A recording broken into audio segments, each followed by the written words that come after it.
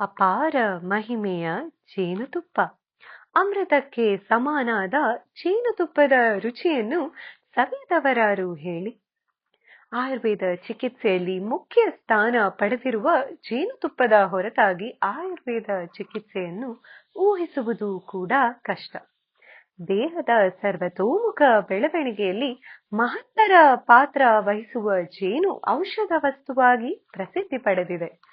ಚರ್ಮದ ಸಮಸ್ಯೆ, ರಕ್ತ ಶುದ್ಧಿ, ಜೀರ್ಣಶಕ್ತಿ ಮುಂತಾದವುಗಳಿಗೆ ರಾಮಬಾಣವಾಗಿರುವ ಜೇನುತುಪ್ಪ ಹಳೆಯದಾದಷ್ಟು ಒಳ್ಳೆಯದು. ರಕ್ತ ಸಂಚಾರವನ್ನು ಸರಾಗವನ್ನಾಗಿಸುವ ಜೇನುತುಪ್ಪ ನೈಸರ್ಗಿಕವಾಗಿ ಸಿಹಿಯಾಗಿರುವುದರಿಂದ ಸಕ್ಕರೆಗಿಂತ ಒಳ್ಳೆಯದು. ರಕ್ತದಲ್ಲಿರುವ ಸಕ್ಕರೆಯ ಪ್ರಮಾಣ ನಿಯಂತ್ರಿಸುವ ಇದು ಕಣ್ಣಿನ ಆರೋಗ್ಯಕ್ಕೂ ಉತ್ತಮ. ನಿದ್ರಾಹೀನತೆಯಿಂದ ಬಳಲುತ್ತಿರುವವರು ಪ್ರತಿದಿನ ಜೇನುತುಪ್ಪ ಸೇವಿಸುವುದರಿಂದ ಈ ಸಮಸ್ಯೆ ದೂರವಾಗುವುದು. ಗಾಯದ ಮೇಲೆ ಜೇನುತುಪ್ಪವನ್ನು ಹಚ್ಚುವುದರಿಂದ ಗಾಯ ಬಹು ಬೇಗನೆ ವಾಸಿಯಾಗುತ್ತದೆ. ಪ್ರತಿದಿನ ಬಿಸಿ ನೀರಿಗೆ ಜೇನುತುಪ್ಪವನ್ನು ಹಾಕಿ ಕುಡಿಯುವುದರಿಂದ ದೇಹದ ಕೊಬ್ಬು ಕಡಿಮೆಯಾಗುತ್ತದೆ. ಬೊಜ್ಜಿನ ಸಮಸ್ಯೆಯಿಂದ ಬಳಲುತ್ತಿರುವವರಿಗೂ ಇದು ಸಹಕಾರಿ.